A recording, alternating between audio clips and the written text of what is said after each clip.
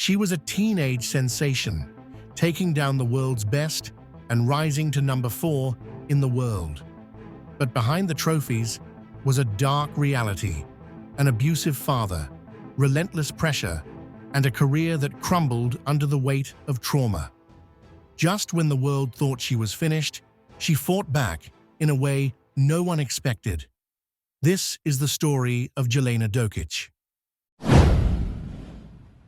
Born on April 12, 1983, in Osijek, Yugoslavia, now Croatia, Jelena Dokic and her family fled war-torn Croatia in 1991, eventually settling in Australia by 1994. Tennis became her escape, and her talent was undeniable from an early age.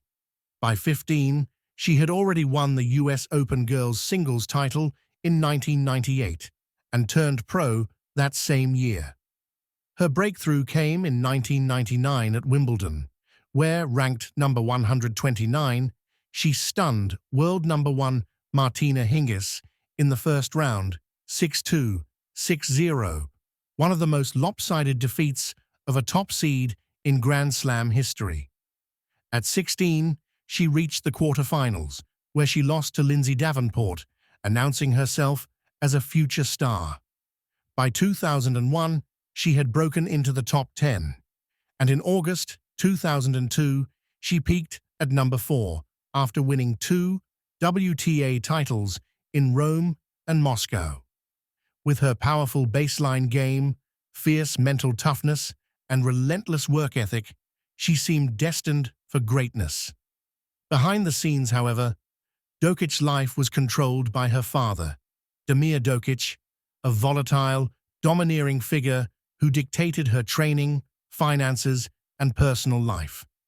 Reports of physical abuse surfaced. He allegedly beat her after losses, including a brutal incident after her 2000 Australian Open fourth-round defeat to Lindsay Davenport, where she was left unconscious. Emotional abuse was relentless. He berated her in public and private, calling her worthless and worse. Damir's outbursts weren't confined to the family. He became infamous for his disruptive antics at tournaments, leading to multiple bans. At Wimbledon 1999, he smashed a journalist's phone, and at the 2000 US Open, he was ejected after a drunken altercation with officials. In 2001, Damir pressured Jelena to switch her nationality from Australia to Yugoslavia, later Serbia, a move that angered her Australian fan base and sponsors. She later admitted that her father forced her to cut ties with Tennis Australia, making her write a letter falsely claiming the organization had mistreated her. It was a decision she deeply regretted.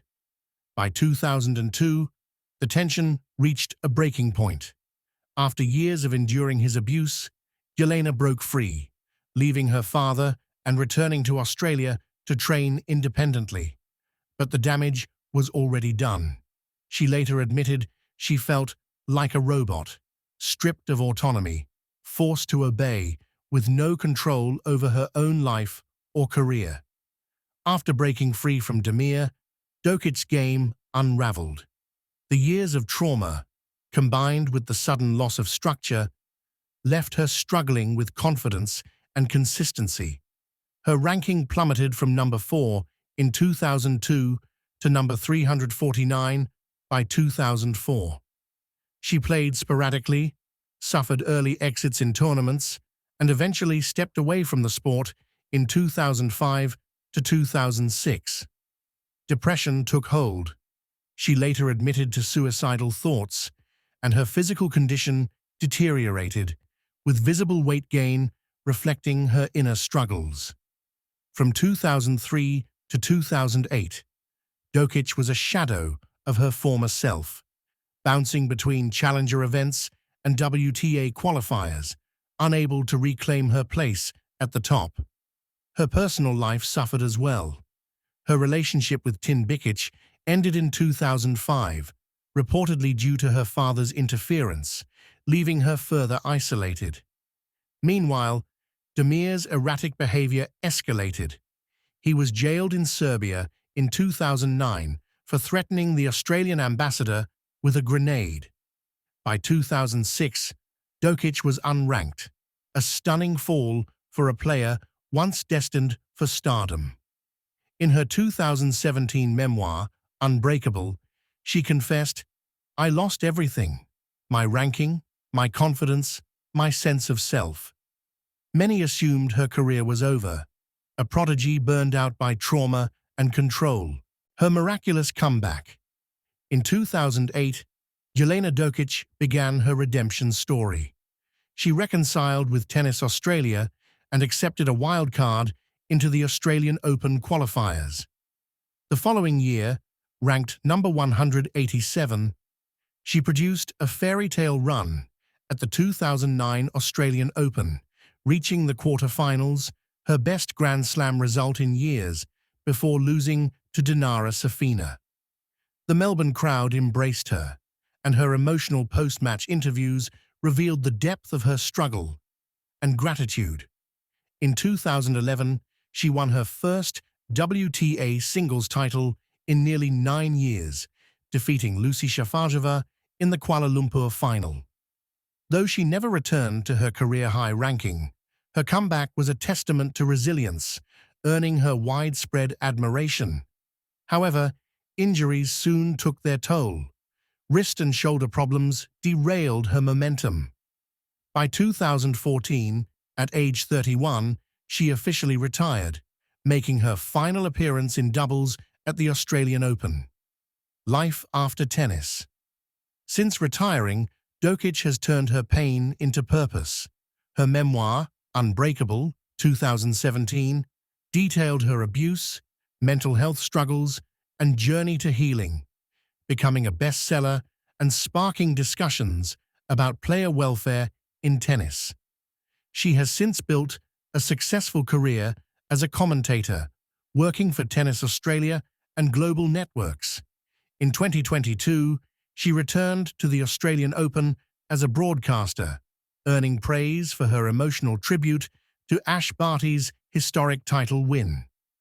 Dokic has also been open about her ongoing struggles. In 2022, she confronted body-shaming trolls, speaking out about body image issues and online bullying. But she has also celebrated personal victories and using her platform to advocate for abuse survivors. Legacy. Her career stats: 6 WTA singles titles, a 66% win rate, 390 to 197, and $4.4 million in prize money, belie the what could have been narrative. Had Damir not derailed her career, Dokic might have rivaled the likes of Martina Hingis or Lindsay Davenport. Instead, her downfall in the mid-2000s remains one of the WTA's most heartbreaking tragedies, offset only by a remarkable comeback that showcased her unbreakable spirit.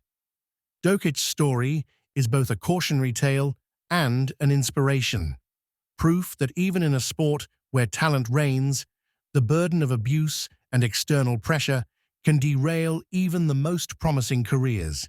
What do you think? Could Dokic have been a multiple-time Grand Slam champion without her father's interference? Drop your thoughts in the comments, like, subscribe, and turn on notifications for more deep dives into tennis history.